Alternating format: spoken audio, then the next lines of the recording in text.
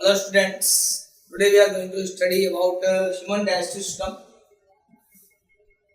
As you can see on the board, हमारा जो human digestive system है इसमें दो पार्ट होते हैं, elementary canal and some accessory organs भी हैं जो हमारे एलिमेंट्री कैनल का हिस्सा नहीं होते हैं। एलिमेंट्री कैनल एक लॉन्ग ट्यूब होती है जिसमें हमारे ज्यादातर डाइजेस्टिव ऑर्गन पाए जाते हैं और एक्सेसरी ऑर्गन जो कि इस एलिमेंट्री कैनल का हिस्सा नहीं है। एलिमेंट्री कैनल हमारी जो होती है वो बकल की विधि से स्टार्ट होती है एंड लास्ट जो इसका एंड होता है वो एनस पे होता है। ओके, तो कितने पार्ट होते हैं इसके? तो एलिमेंट्री कैनल है, एलिमेंट्री कैनल,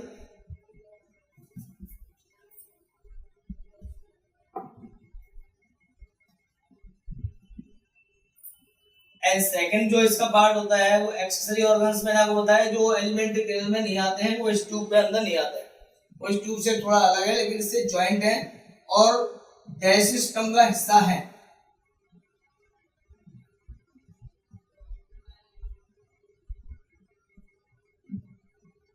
ओके, तो पहले हम बात करेंगे एलिमेंट्री कैनल के बारे में।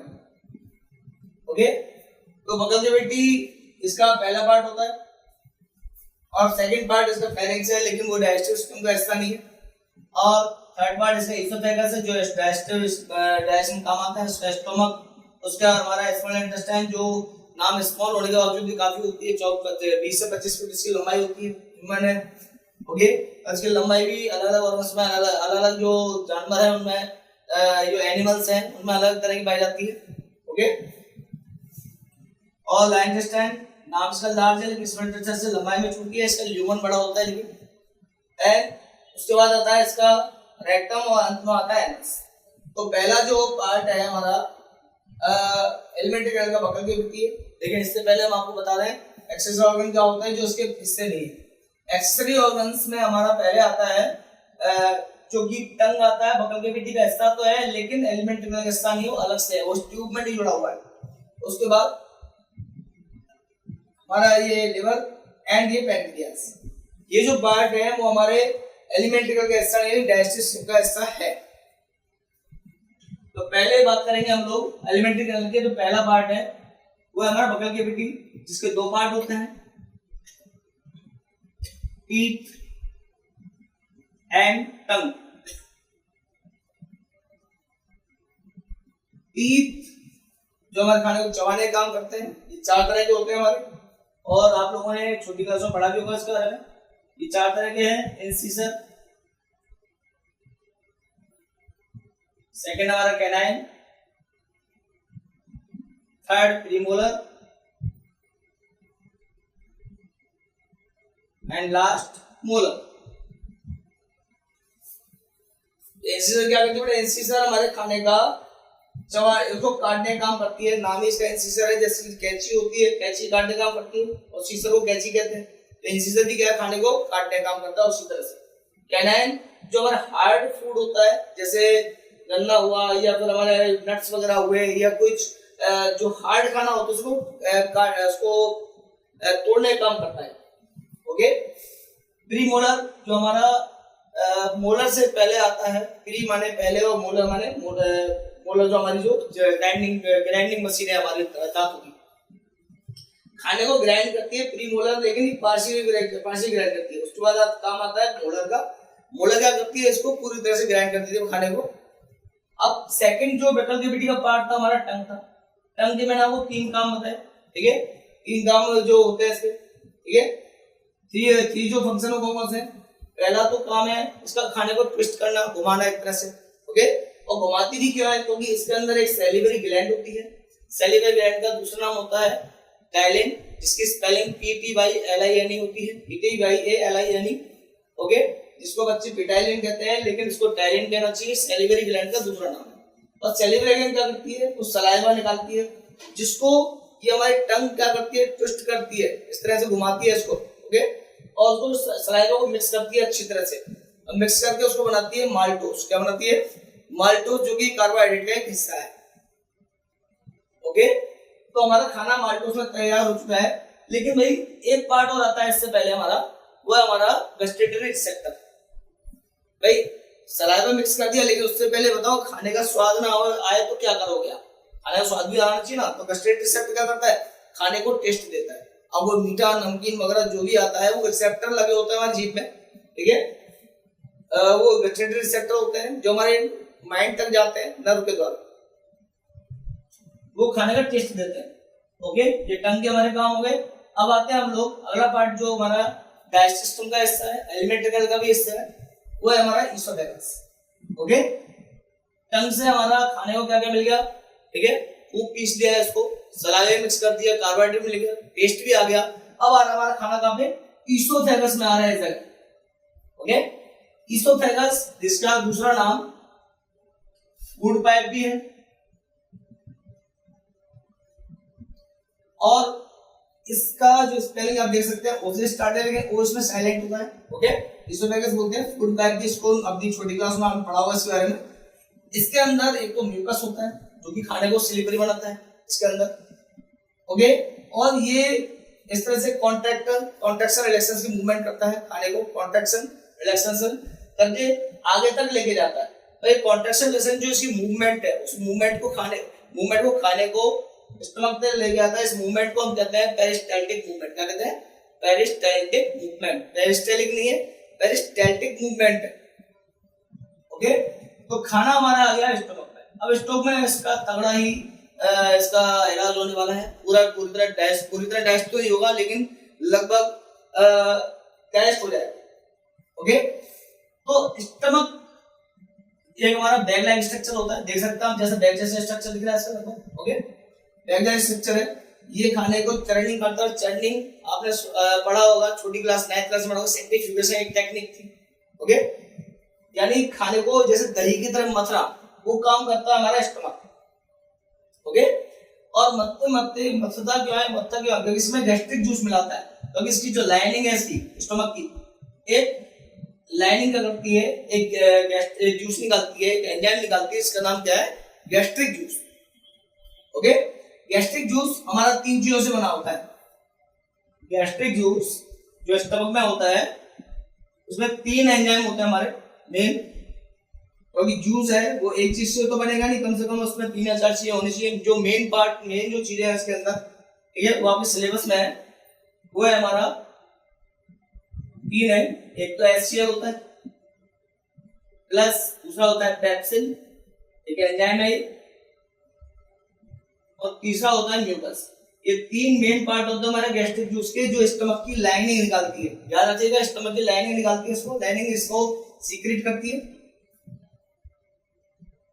Secreted by lining of stomach. Okay, तो फर्स्ट जो एक्शन करता है इसका, ओके, इस गैस्ट्रिक जूस में भी पहला जो काम है हमारा HCl का है। HCl के बेटा 2 काम होते हैं। एक काम तो है इसका, ये क्या करेगा, खाने को जो हमारे जितने हमारे कीटाणु वगैरह होते हैं, ओके, उनको मारता है। आपको सब कीटाणु तो हमारे खाने में होते नहीं, लेकिन कई बार मान लो बाई चांस चले जाते हैं, तो इन कीटाणु को खत्म करना इसका काम है। जो हमारे बैक्टीरिया वगैरह जो भी चला जाए उसको खत्म हमारा HCl कर देता है। ओके, और दूसरा सबसे महत्वपूर्ण काम है इसका HCl का, इसको हम HCl का फुल फॉर्म आप जानते होंगे, हाइड्रोक्लोरिक एसिड। ओके, ये खाने को एसिडिक बनाता है। अब एसिडिक मीडियम क्यों जरूरी है ये भी आप जान लीजिए भाई। अगर एसिडिक मीडियम नहीं होगा तो हमारा जो पेप्सिन है ये उसी कंडीशन में काम करता है जबकि खाना एसिडिक हो, शर्त रख देता है भैया काम तब करूंगा जबकि खाना क्या बन जाए, एसिडिक बन जाए, तभी काम करता है। तो इसलिए खाने को एसिडिक यानी थोड़ा खट्टा बनाना जरूरी है। और कई बार हम कुछ ज्यादा खा लेते हैं तो हमें एसिडिटी हो जाती है, वो इसी की वजह से होती है, HCl का बैलेंस बिगड़ जाता है। ओके, और हमें खट्टी डकारें आती है, एसिडिटी हो जाती है। ओके, पेप्सिन, अब आता हमारा पेप्सिन। HCl का काम में आ गया, 2 काम थे उसके। क्या काम थे आपके, याद दिला दूं। HCl ने क्या किया था, खाने में कीटाणु को मारा, बैक्टीरिया वगैरह जो घुस जाते हैं, और दूसरा काम क्या था, खाने का एसिडिक बनाया था, खाना एसिडिक हो गया। अब पेप्सिन काम करेगा। ओके, पेप्सिन क्या काम करता है, हमारे खाने में प्रोटीन तो होता ही है। ओके, इस प्रोटीन को ये 2 हिस्सों में बांटता है। यानी पेप्सिन क्या करेगा, जैसे हमारे पास प्रोटीन है खाने में, इस प्रोटीन पे काम करता है कैटलिस्ट के रूप में, as a catalyst it works on protein.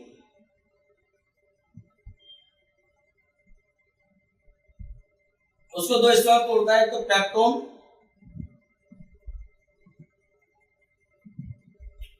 And produces, इसको दो हिस्सों में तोड़ देता है। यानी हमारा प्रोटीन यहाँ हमारा सेमी डाइजेस्ट होता है पूरे डाइजेस्टिंग का। अभी सेमी डाइजेस्ट कैसे कह रहा हूँ, इसमें अभी और भी काम होने वाला है। ओके, तो यहाँ हमारा प्रोटीन डाइजेस्ट हो गया हमारे स्टमक में। ओके, उसके बाद हमारा जो काम आता है वो आता है म्यूकस का। ये क्या करता है बेटा, HCl आपने सुना होगा, सबसे स्ट्रॉन्गेस्ट एसिड में आता है, 0 इसका पीएच होता है। भाई हमारी स्टमक की लाइनिंग को फाड़ सकता है, खराब कर सकता है, नुकसान कर सकता है। इससे म्यूकस क्या करता है, म्यूकस हमारा नेचर होता है उसका बेसिक, तो ये एसिड और बेस मिलकर आपस में न्यूट्रलाइज हो जाते हैं और हमारे स्टमक की रक्षा होती है इससे। ओके, तो तीनों का काम समझ में आ गया गैस्ट्रिक जूस में। उसके बाद हमारा देखो यहाँ पे एक स्पिंचर मसल होती है इस जगह स्टमक के पास।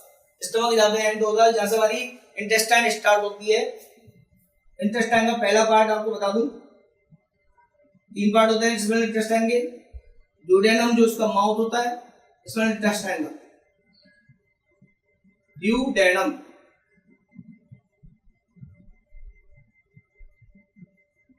ओके, ये पार्ट होता है।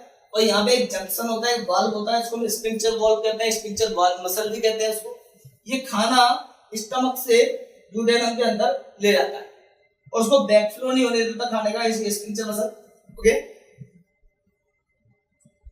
अब तो ये ड्यूडेनम क्या करता है, ड्यूडेनम हमारा मैंने बताया कि स्मॉल इंटेस्टाइन का एक पार्ट है, उसका पहला पार्ट ही ड्यूडेनम में होता है। ओके, बाकी का जो डाइजेशन यही पूरे होने वाला है स्मॉल इंटेस्टाइन में, ड्यूडेनम में। ओके, तो इसका पहला पार्ट बना हुआ है ड्यूडेनम, सेकंड पार्ट इसका इलियम होता है, इलियम नहीं सॉरी जेजुनम होता है, और तीसरा पार्ट इसका होता है इलियम। इसमें अंडरस्टैंड 3 पार्ट। थोड़ा हम ड्यूडेनम में देखने वाला क्या होता है। देखो ड्यूडेनम को जानने से पहले हम लोग इसमें अंडरस्टैंड जानने से पहले इसमें जो काम करने वाले हैं इस ड्यूडेनम के अंदर उनका बारे में जान लें।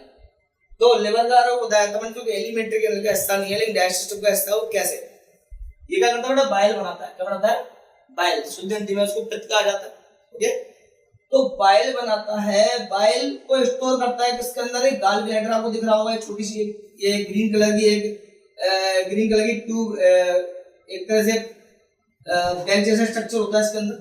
ओके, उसको गाल ब्लैडर कहते हैं और उसकी जो ट्यूब होती है उसको कहते हैं बाइल डक्ट। क्या कहते हैं, बाइल डक्ट। तो लिवर ने क्या बनाया बेटा, लिवर जो हमारा सबसे बड़ा ऑर्गन होता है डाइजेशन का, बाइल बनाया, गाल ब्लैडर में स्टोर करती है और उसको ले कौन जा रहा है, ले जा रहा है कहाँ, बाइल डक्ट लेके जा रहा है उसको। और लेके जा रहा है बाइल डक्ट, लेकिन लेके कहाँ तक जा रहा है, मैंने आपको नाम बताया था उसका, तो ठीक है, कहाँ लेके जा रहा है बेटा, उसको ड्यूडेनम में लेके जा रहा है। कहाँ लेके जा रहा है, ड्यूडेनम, जो कि स्मॉल इंटेस्टाइन का पहला हिस्सा होता है। अब ड्यूडेनम में आ गया। ओके, ड्यूडेनम में हमारा खाना आया था कैसा था बेटा, एसिडिक था, पेट से आया था।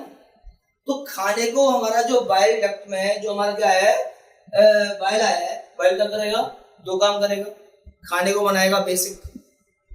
ओके, खाने को बेसिक बना दिया, खाने को बेसिक बनाने के साथ एक और काम करेगा, इसमें हमारे खाने में जो ऑयली सब्सटेंस होते हैं, ठीक है, ऑयली जो हमारा फूड होता है, जैसे हमारा घी हो गया, तेल हो गया, ओके, इनको डाइजेस्ट करता है हमारा बाइल जूस। कौन करता है, बाइल जूस, जो कि बाइल डक्ट में होके आता है। जो तैयार किसने किया था, लिवर ने। स्टोर कहाँ किया था, गाल ब्लैडर में। आया किसके द्वारा, बाइल डक्ट के द्वारा।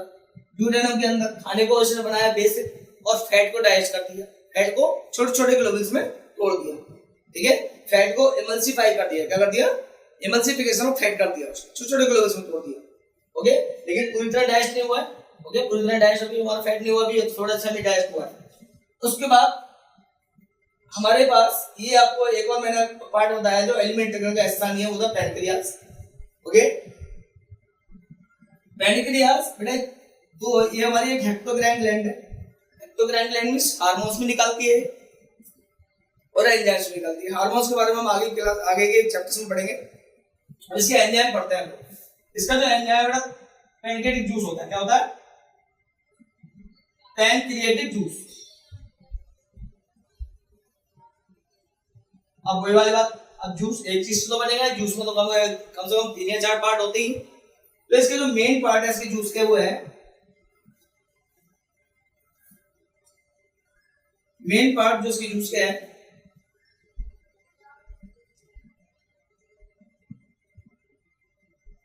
ट्रिप्सिन,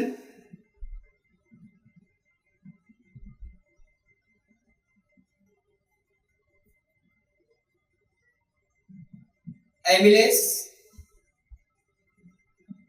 एंड लिपेज, ये तीन जो मेन पार्ट इसके पैंक्रियाटिक जूस में पाए जाते हैं, जो इसके एंजाइम में पाए जाते हैं। ओके, फैट हमारा डाइजेस्ट हो चुका है। अब तो फैट में मैंने बताया था ये बेल जूस ने खाने को क्या किया था, बड़े बेसिक बनाया था। बेसिक जरूरी क्यों है, क्योंकि तो ये जो है ना, ये पैंक्रियाज के जो जूस होते हैं, ये तीनों एंजाइम तभी काम करते हैं जब हमारा खाना बेसिक होता है, तो इसलिए खाने को बेसिक बनाना बहुत अति आवश्यक है। ओके, तो पैंक्रियाटिक जूस में आपको ट्रिप्सिन, एमिलेस, लिपेज, इन तीनों का फर्क मैं आपको बताता हूँ। ट्रिप्सिन क्या करता है बेटा, प्रोटीन जो हमारी सेमी डाइजेस्ट हुई थी, देखो इधर बताया था, ठीक है, कैप्सन ने इसको डाइजेस्ट किया था दोस्तों में पेप्टोन एंड प्रोड्यूसिस। अब ये पेप्टोन प्रोड्यूसिस को ट्रिप्सिन क्या करता है, इस डुओडेनम के अंदर एमिनो एसिड में चेंज कर देता है एक प्रोसेस के द्वारा। ओके, एक प्रोसेस होती है पूरी, उसके अंदर ही एमिनो एसिड में इसको चेंज कर देता है। ओके, उसके बाद एमिलेस क्या करता है, जो हमारे खाने में कार्बोहाइड्रेट होता है, ओके, उस कार्बोहाइड्रेट को तीन चीजों में चेंज करता है। ओके, और तीन चीजें कौन कौन सी है वो, एक तो हमारा होता है ग्लूकोज, गैलेक्टोज एंड फ्रक्टोज, ठीक है, ये तीनों चीजों में चेंज करता है। लिपेज, अभी फैट डाइजेस्ट हुआ था, बेल जूस ने किया था, लिपेज दोबारा से फैट को डाइजेस्ट करता है और उसको फैटी एसिड में चेंज कर देता है। फैटी एसिड और ग्लाइसरॉल, क्या होता है, ग्लाइसरॉल एंड फैटी एसिड। अब जो ये हमारा खाने का जो पूरा डाइजेशन हमारे डुओडेनम के अंदर, ये तीनों चेंज हो चुके हैं, इंटेस्टाइनल जूस और उसके द्वारा पैंक्रियाटिक जूस के द्वारा। ओके, तो हमारा खाना एब्जॉर्प्शन के लिए आता है, डाइजेशन तो लगभग पूरा हो गया, एब्जॉर्प्शन के लिए आता है जेजुनम। कहां का बेटा, जेजुनम। जेजुनम में एक फिंगर लाइक प्रोजेक्शन होता है, फिंगर लाइक, जेजुनम और इलियम दोनों में पाया जाता है फिंगर लाइक प्रोजेक्शन, जो हमारे कहां होता है, जेजुनम में होता है, जिसको हम कहते हैं विली या विलाय। कई लोग इसको विली कहते हैं, कई लोग विलाय कहते हैं। ओके, ये जेजुनम और इलियम दोनों पार्ट में पाई जाती है स्मॉल इंटेस्टाइन में। ओके, तो ये क्या करती है, खाने को पहले तो इसकी जो वॉल्स होती हैं वो एब्जॉर्ब कर लेती हैं, और इसके अंदर विली के अंदर होती है कैपिलरीज। क्या होती है, कैपिलरीज, जो कि सबसे छोटी स्मॉलेस्ट ब्लड वेसल होती हैं। कैपिलरीज के अंदर होता है ब्लड, तो ब्लड वेसल है, ब्लड तो होगा ही होगा उसमें। ब्लड में खाना हमारा यहाँ एब्जॉर्ब करके मिल जाता है और पूरी बॉडी में चला जाता है। ओके, अब रहा हमारा इलियम का एक और काम है।